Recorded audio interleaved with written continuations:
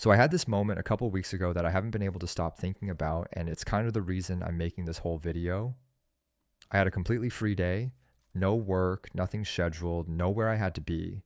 The kind of day you fantasize about when you're in the middle of a busy week. And I sat down on my couch with the full intention of just relaxing, doing nothing. That was the plan. Nothing. And I lasted about 4 minutes. 4 minutes before I picked up my phone. And not even to do anything specific. I wasn't texting anyone. I wasn't looking something up. I just picked it up because sitting there doing nothing felt physically uncomfortable. Like my body was rejecting the idea of stillness. And once I had the phone, I was scrolling. And once I was scrolling, 20 minutes were gone. And the worst part is, I didn't even feel relaxed afterward. I felt kind of worse, more restless than when I started. And I sat there thinking, when did this happen? When did I lose the ability to just do nothing? Because I know I used to be able to. As a kid, I could stare at a wall for an hour. I could lie in the grass and watch clouds. I could be bored, genuinely bored, and it was fine. And somewhere along the way, that just disappeared and I didn't even notice it leaving. So that's what this video is about. I think a huge amount of people have completely forgotten how to relax, not forgotten how to be entertained. We're great at that. Forgotten how to actually rest. And I think it's quietly messing with all of us. So let's get into it. Okay, so first, I want to define what I'm actually talking about because relaxing and being entertained are two completely different things, and we've blurred them together so badly that most people can't tell them apart anymore. When you collapse on the couch after a long day and watch 4 hours of YouTube or scroll TikTok until your eyes hurt, that feels like relaxing. It feels like rest because you're not working and you're sitting down. But your brain is not resting. Your brain is being fed a constant stream of information. Fast cuts, dopamine hit after dopamine hit. It's working the whole time. It's just working on consuming instead of producing. Real rest is different. Real rest is when your mind actually gets to slow down, when there's no input, when you're just existing. And here's the thing that messed me up when I realized it. Most people now go weeks, months, maybe years without ever experiencing that. Real stillness. The kind where nothing is happening and nothing is being fed to you. We've replaced it entirely with stimulation and we call it the same thing, and it is absolutely not the same thing.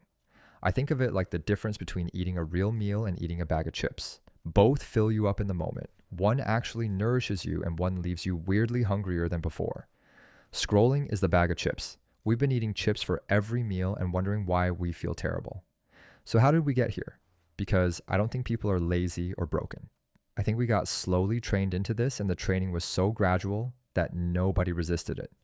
Let's go back a little. Think about what downtime looked like even like 15, 20 years ago. You're waiting for a bus, you don't have a smartphone, or you have a flip phone that can't do anything. So what do? You just wait.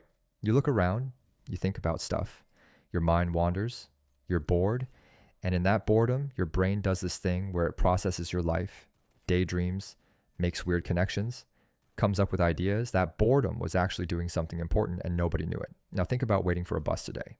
The second, the literal second, there's a gap. The phone comes out. Every empty moment gets filled instantly. Standing in line, phone. Waiting for the kettle, phone. Ad break, phone. Even sitting on the toilet, phone. We have completely eliminated empty moments from our lives. There is no gap anymore that doesn't get immediately plugged with stimulation. And here's why that matters. Those empty moments were where relaxation lived. That was the practice. Every little gap in your day was a tiny rep of being still, of letting your mind settle, and we removed all of them. We took away all the practice, so of course we got bad at it. You don't get worse at a skill because you suddenly can't do it. You get worse because you stop practicing, and we stopped practicing rest entirely. I want to talk about boredom for a second because I think we've completely demonized it, and that's a huge mistake. Boredom feels bad. We all know the feeling. That itchy, restless, I need something to happen feeling. And our entire modern world is built around making sure you never have to feel it. There's always something to watch, something to scroll, something to tap. Boredom has basically been engineered out of existence. But boredom isn't a malfunction. Boredom is your brain telling you it has space. It's an empty room, and empty rooms are where things happen. Some of the best ideas I've ever had came from being bored. Long drives where I couldn't do anything else. Showers, which are honestly the last place a lot of people still get bored because you can't bring your phone in there. And isn't it interesting that the shower is where everyone says they get their best ideas? That's not a coincidence. The shower is one of the only boredom sanctuaries left. It's the last place the stimulation can't reach you, and your brain finally gets a second to breathe, and it goes, oh, finally, and starts actually thinking. When you never let yourself be bored, you never give your brain that empty room. You keep it busy every single waking second, and a brain that never gets an empty room never gets to do the quiet background processing that makes you feel settled, creative, and calm. You're starving it of the exact thing it needs and then wondering why you feel scattered all the time. Now, let's talk about the actual machine doing this to us, because I don't want to pretend this is all just personal weakness. It's not. There are billion-dollar companies whose entire business model depends on you never being able to relax. Think about it from their side. Every app on your phone is competing for one thing: your attention. That's the product. Your attention is what they sell. So the worst possible outcome for them is you putting the phone down and sitting quietly with your own thoughts. That's their nightmare. So every single design choice is built to prevent that moment from ever happening. Autoplay exists so the video never ends, because the ending is when you might leave.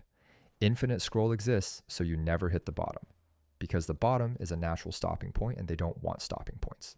Notifications exist to pull you back the second you've been away too long. The little red dots, the pull to refresh, the algorithm learning exactly what keeps you hooked.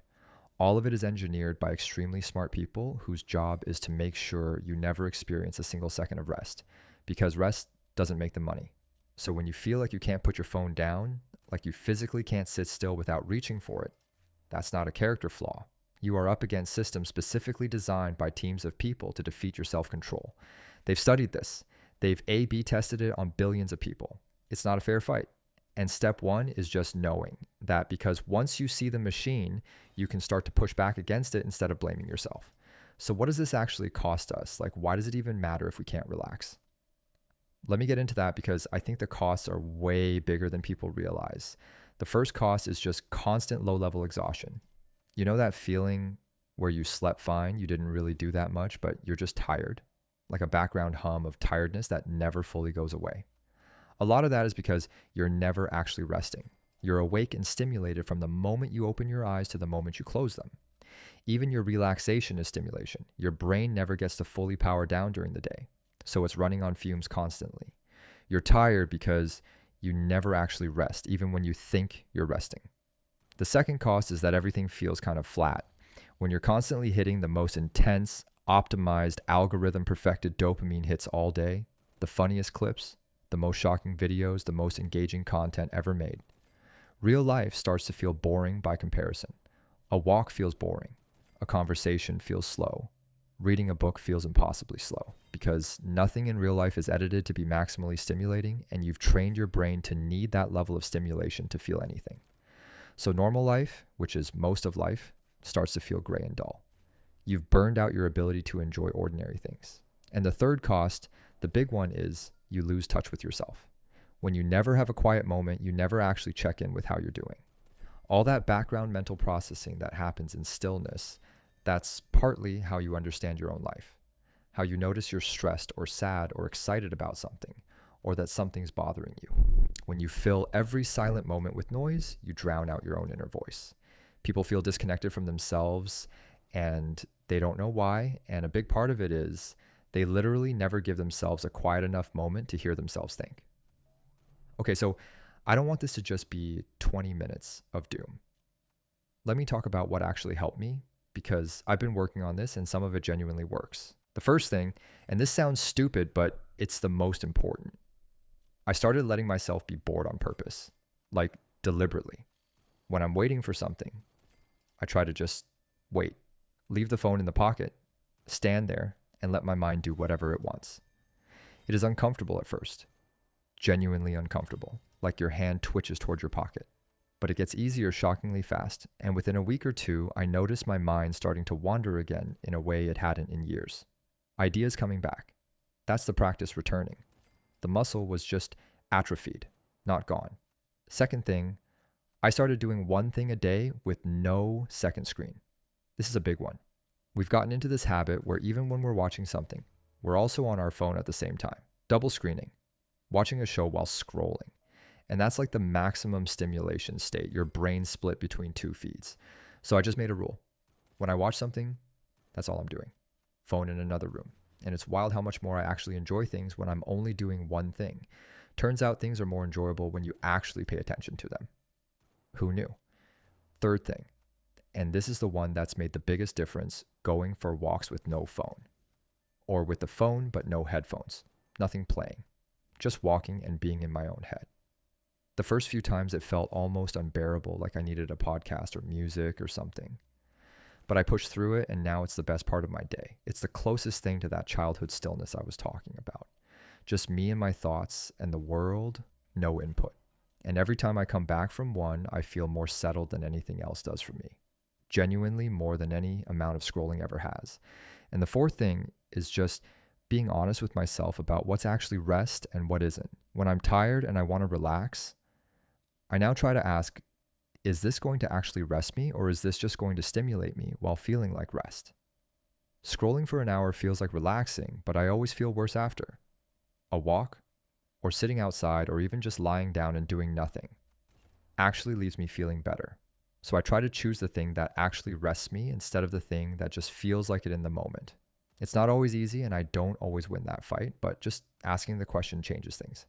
I want to be real with you for a second before I wrap this up. I'm not preaching from some mountaintop here.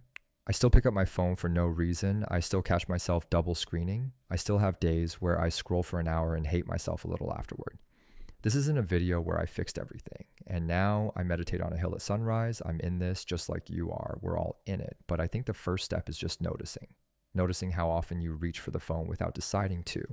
Noticing that you can't sit still for 4 minutes. Noticing that the thing you call relaxing leaves you more drained.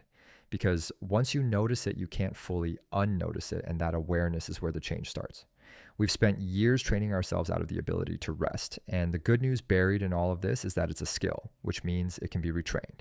You got bad at it because you stopped practicing, so you can get good at it again by practicing. It's not gone, it's just rusty.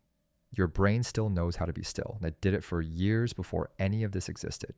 You just have to give it the chance to remember. So here's what I'd say.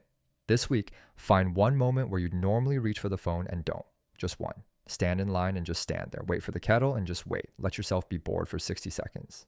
It's going to feel weird, and that weirdness is exactly the point. It's the measure of how far we've drifted. And then maybe do it again the next day and build from there. Because I really do think this is one of the quietest, most important things happening to all of us right now. And almost nobody's talking about it. We didn't lose the ability to relax in some dramatic way.